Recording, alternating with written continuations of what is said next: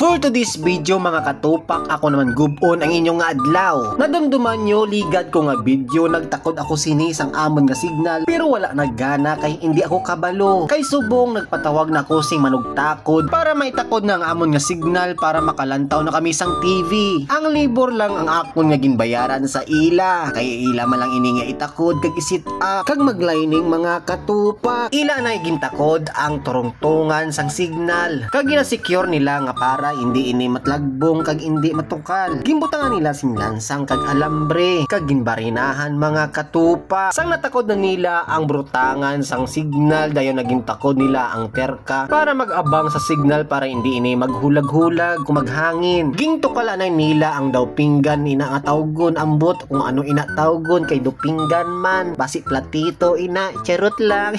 Kay kung hindi nila pagkuwaon mabudlayan sila patindog, kay manami kung hukson anay ang daw pinggan para makaliso ang signal. Dapat kung itakod na ninyo ini, dapat nakasure na nga may signal na ang inyong nga TV, kay budlay magpaliso kung nakatakod na ini mga katupa. Sang natakod na nila ang pinggan, hoy pinggan ano ina.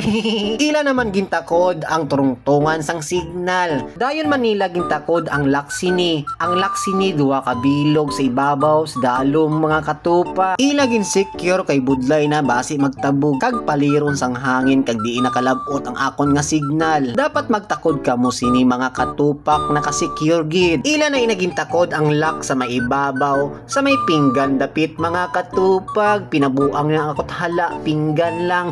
Basta kamo na bahala kung ano initawgon, basta sa akon pinggan, charot lang.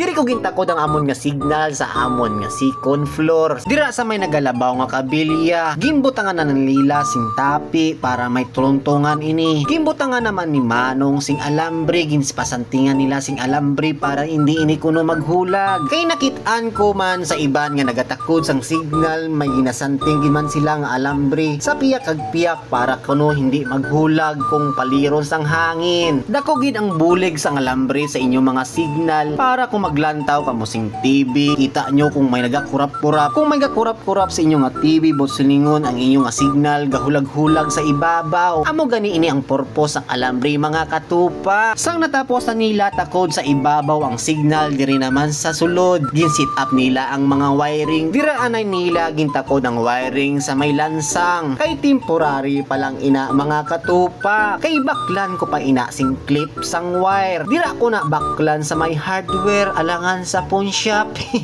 Kung alang-alangon sa Shopee na lang mga katupak.